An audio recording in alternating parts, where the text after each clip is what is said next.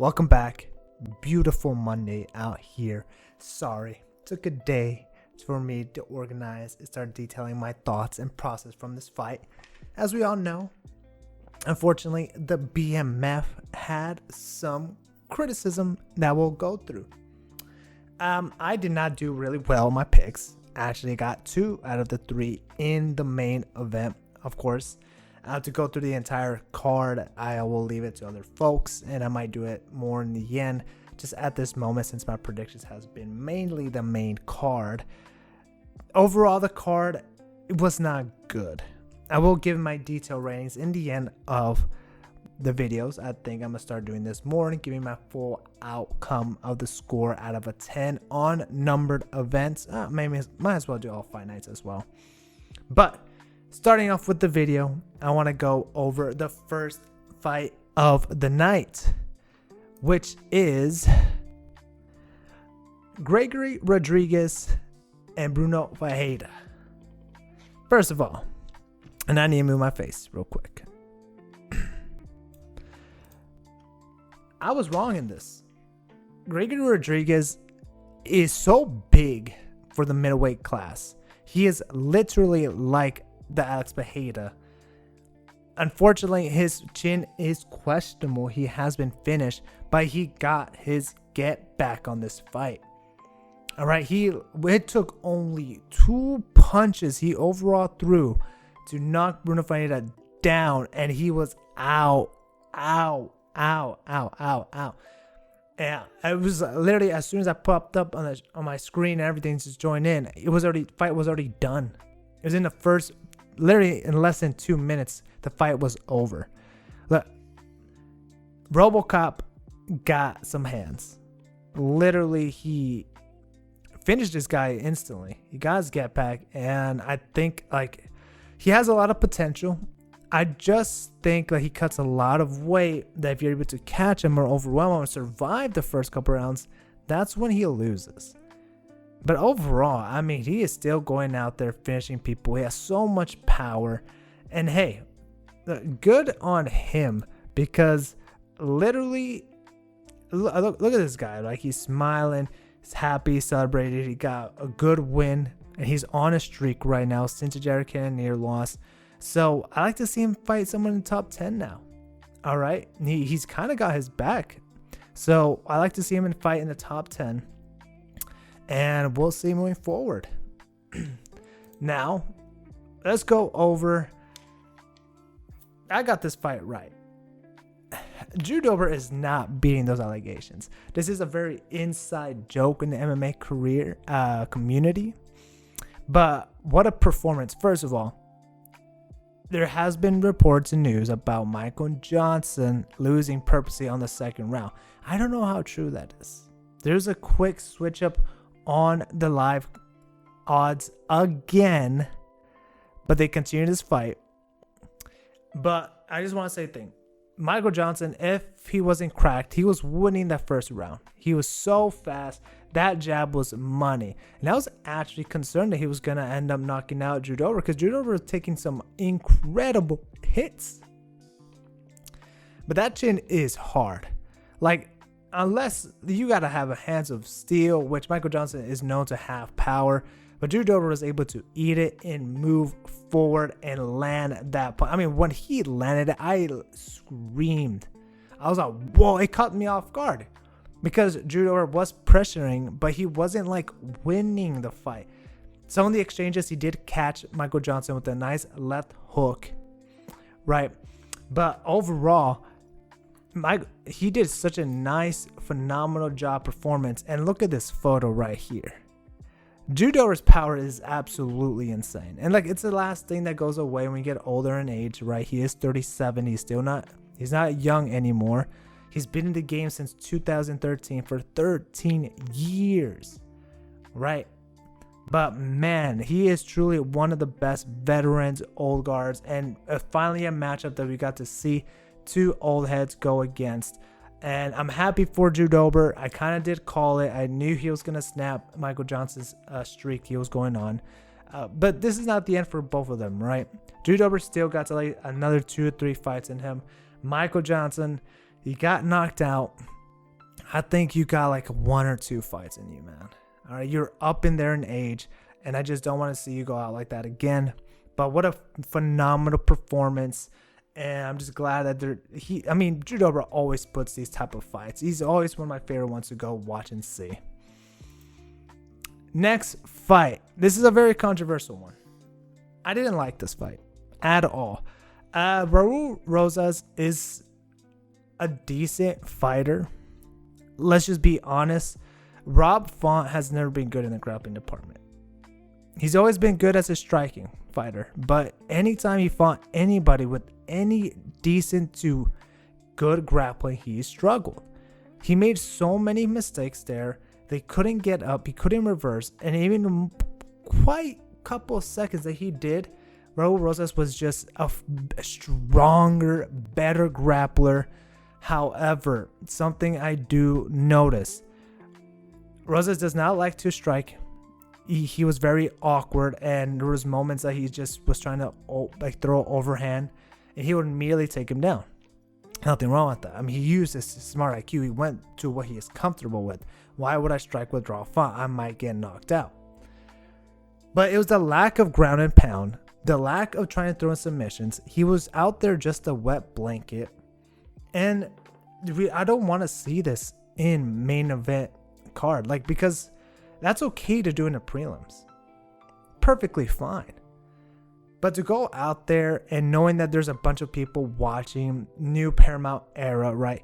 People like Raul Rosas is just not going to be entertaining. We already understand his game plan. He is 21. He has so much left to learn.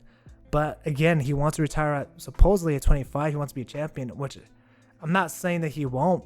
It's just this style will not work passing the top 10. Right? This style will not work against Corey Sandhagen. This style will not work against Umar. Umar will literally beat this kid badly. Peter Yan beat this kid badly. Merab is a far better grappler, far stronger. You're not going to out-wrestle them. All right? Song Yadong, maybe. All right? Sean O'Malley, maybe. But Sean O'Malley is still taller. He's stronger. And he's gonna be able to defend those takedowns. All right? He's already experienced someone like Merab. He already understands, okay, these guys going to come in trying to take me down. I need to knock him out. Raul Rosas has a lot to learn. He is in the top rankings now, which is a phenomenal feat for his age. Just no disrespect. Like I said, he has about 2 years that he wants to break the record. Will it happen? I just don't think that. I think the bantamweight is just too strong for him to achieve it at this young age. I could be wrong. Shit, I'll be gladly eat my words if he goes out and does it. That's a phenomenal feat for anybody at that pedigree at that age. But he needs to work on his finishing rate. He needs to work on pretty much pushing that pace to finish the fight. All right, he had moments that he could have finished Rob Font. I'm being honest. Where was the ground pound? Where was the elbows? Why weren't you trying to submit him? All right, you obviously can take him down on will. Rob Font wasn't doing anything correctly to try to get up or go against the grappling. So you have the opportunity to be like, you know what? Yeah, I can do this. But moving on. Still, first of all, congrats on his winning. I do think UFC should take him slow and get him with a wrestler or a striker next, but an overall fighter. All right.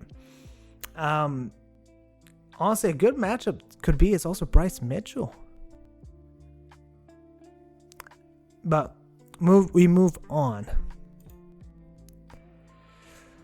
Kai Barallo versus Reiner de Ritter. I'll pick this fight wrong. I genuinely thought Reiner Ritter was going to be far better on the striking. This fight was close. It was 2-1. I gave the first round to Kyle, second round to RDR, and then third round Kyle was able to get that second win. This kind of proved one thing. Neither of these guys are going to be a champion. No disrespect. I'm not saying anything insane. Again, I hope these guys achieve their dreams. This is an intense sport. But the way that they fought, especially with Kyle and RDR, was that they slowed down. Kyle was have his hands down. He was being overconfident. I mean, like, look what happened when you fought someone who's much more disciplined and better striking area like Imavov. You got eaten alive. All right. The reason you kind of won is because RDR is really slow. He is awkward, awful on takedowns. Like, the way he was able to try to reach for a single leg was he just dipped down, overextending himself, no setups. All right, and the moments that he was able to get him to the ground, he wasn't able to finish anything. He wasn't able to put him in any difficult positions. He held him in the clinch areas, nice elbows, all right, and nice knees to the body. But Kyle was at moments able to reverse it and get out of the situation. Now, in the second round, obviously Kyle started to get tired immediately, and RDR, his awkward style, was able to land a couple nice punches, nice with a jab, nice overhook. Able to start throwing them knees to the body. And that got Kyle to really start slowing down and fighting on the back end. And this is moments when RDR was actually able to finally get him to the ground or clinch up and wrestle.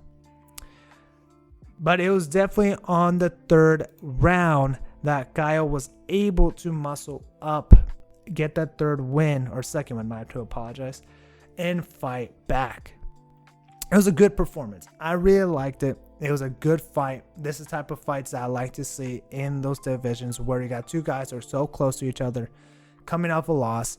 Kyle obviously now is back on track to fight for the title. He has one more fight away. I'm not lying.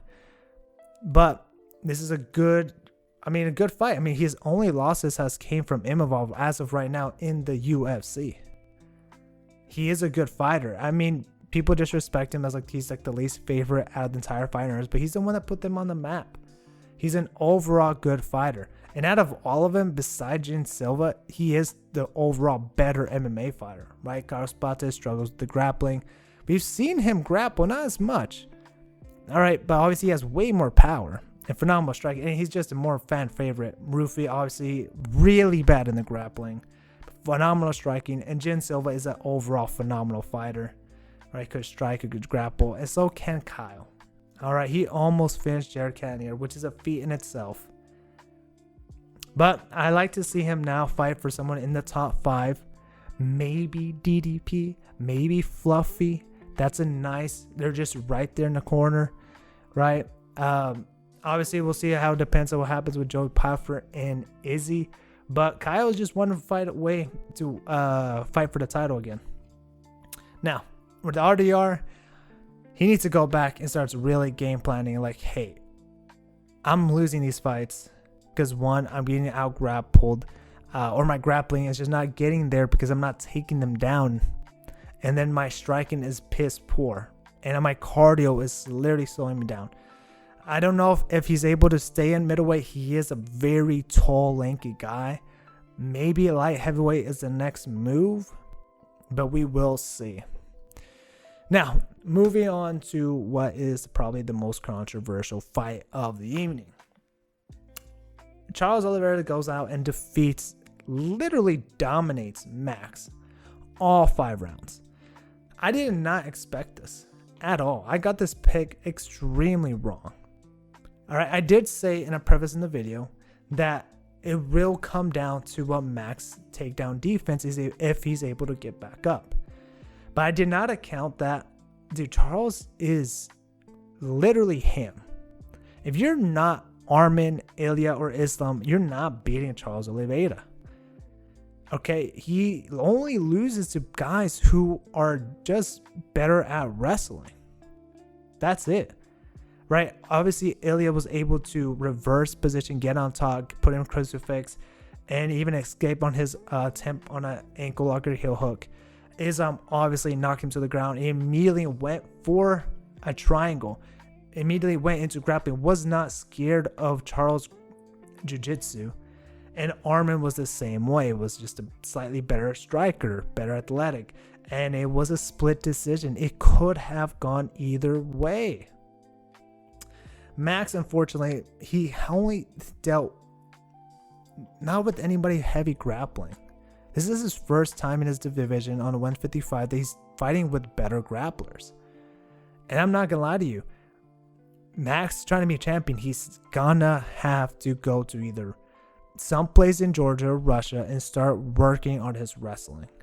I know it's so late in his career, but if you have any chance to trying to get that gold at 155, I'm promising you, man, like that's the only thing you have left. Because on his striking department, people in the first minute and all the rounds, Max was just obviously out striking Charles. Charles definitely had a heavier stance, heavier punches, knocking Max backwards. But it was literally when anytime Charles going for an underhook, class around the hips, picked him up, threw in the leg over, and just take him down, it was just too easy. Or when you look for the single leg, too easy. Max just gave out quick. Now, giving credit to Max Holloway, he was very difficult to finish because Charles was trying to finish him multiple times. It was not like a Raul Rosas just being a wet blanket or Khamzat just standing on it and just throwing little punches to the head. No. He was literally trying to finish Max, and Max did a phenomenal job just stopping and preventing him. But the problem was that after the first round, you just knew where this was going. He could not get up. As soon as Max got to the floor, he could not get up, and that was for the rest of the fight. And this brings up heavy criticism. I like the BMF belt. It's a very unnecessary belt. It seems like in the lightweight divisions, there's 2 belts going on. This adds a legacy to them, right? They're like Charles, 2 belts, BMF, lightweight, Max, 2 belts, featherweight, BMF. It's a fun belt. However, the BMF, what it stands for is the baddest mother effer, right? The past fights has all been amazing. All right, Jorge versus Nate Diaz, the dominations that Jorge did. Caught him up, ground and pound. Ended the fight by a cut. I get it. That sucked. Dustin versus Justin. Justin knocked Dustin out with the head kick. Insane. UFC 300. We all know the knockout heard around the world. One of, if not the greatest knockout of all time in MMA's history. Right, against Max against Justin. Then Max obviously goes out and dominates Dustin the first time the BMF is defended. It was no knockouts, but man, it was a war. It was definitely a war. It was back and forth. You go rewatch it. That was a fun fight. No finish, but hey, those 2 guys went out and slugged it out. There was even grappling. There was clinch moments. But unfortunately, when it got to Charles, and Charles was just, he didn't want to go out there and put on the show. He wanted to win. He understood that this was his last chance to try to get the belt back. And this is kind of leads to my next question, which I will say, moving after this, Charles needs to fight against Arman Tsarukyan again. It just has to be done.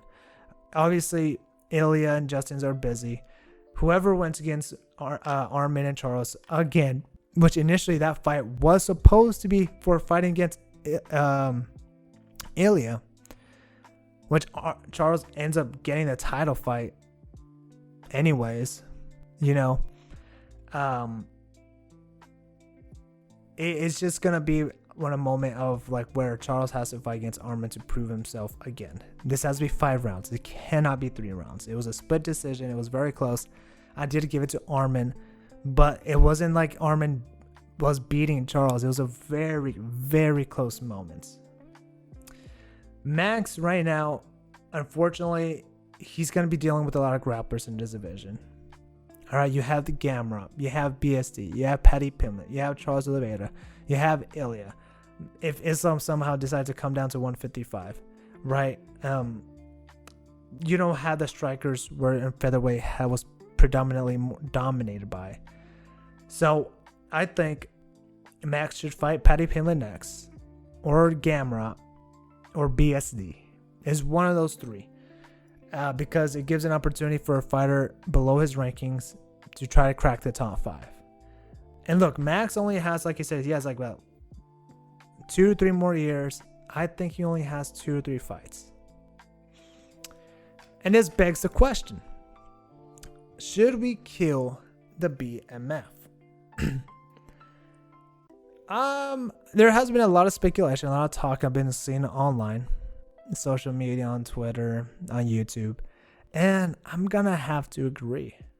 The BMF is in a dead end where it's like, so Charles has the belt.